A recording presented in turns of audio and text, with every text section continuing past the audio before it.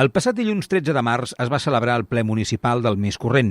A la sala de plens de l'Ajuntament, com és de costum en les reunions consistorials, es van debatre diferents temes relacionats amb el funcionament de Premià de Dalt. D'entre els aspectes més destacats que es van tractar, hi va haver la presentació de la moció per donar suport públic institucional a la consulta d'autodeterminació amb l'adhesió al Pacte Nacional pel Referèndum. D'altra banda, el PP va presentar una moció perquè Premià de Dalt anul·lés la seva adhesió a l'Associació de Municipis per a la Independència. Pel que fa a la moció per aprovar l'adhesió de Premià de Dalt al Pacte Nacional pel Referèndum, va ser presentada conjuntament pel Partit Demòcrata Europeu Català, Esquerra Republicana de Catalunya i la Crida. La moció va ser aprovada amb els vots a favor d'aquests tres partits. Nosaltres, com he dit, estem per la llibertat del nostre poble i sobretot el que és important, que se celebri aquest referèndum, i és per això que fem aquest vot de favor, no? Però esperem que quan veieu que aquest diàleg amb l'Estat no és possible, siguem valents a desobeir quan faci falta. Moltes gràcies. Comentar i parlar més del mateix, em sembla que els posicionaments a cada partit són més que coneguts i, òbviament, votarem que sí i estarem totalment d'acord. El Partit Socialista de Catalunya va abstenir-se i el Partit Popular va votar-hi en contra.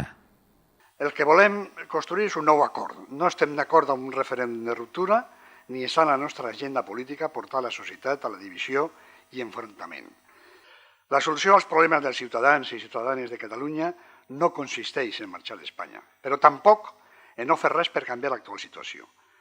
La solució és el diàleg, la negociació i el pacte. Posteriorment, i en relació encara amb el moviment independentista, el PP va presentar una moció perquè Premià de Dalt marxés de l'Associació de Municipis per a la Independència. Una cosa es proclamar sus pretensiones o creencias políticas a través del Pleno del Ayuntamiento y otra cosa muy distinta es servirse del Ayuntamiento para fines que están fuera de la ley.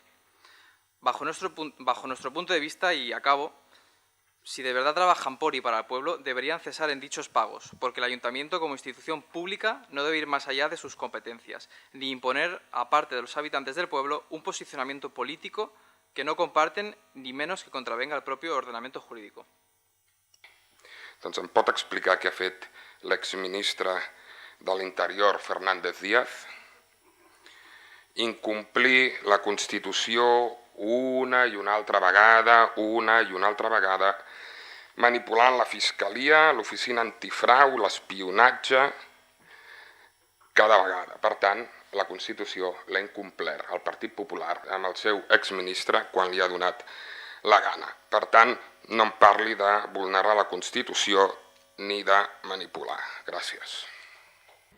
El Partit Popular va ser l'únic que va votar-hi a favor. El PSC va decidir abstenir-se i la resta de partits van votar-hi en contra. A més, la Crida va presentar una moció per tal d'aconseguir que Premià de Dalt realitzi un estudi d'habitatges desocupats del municipi.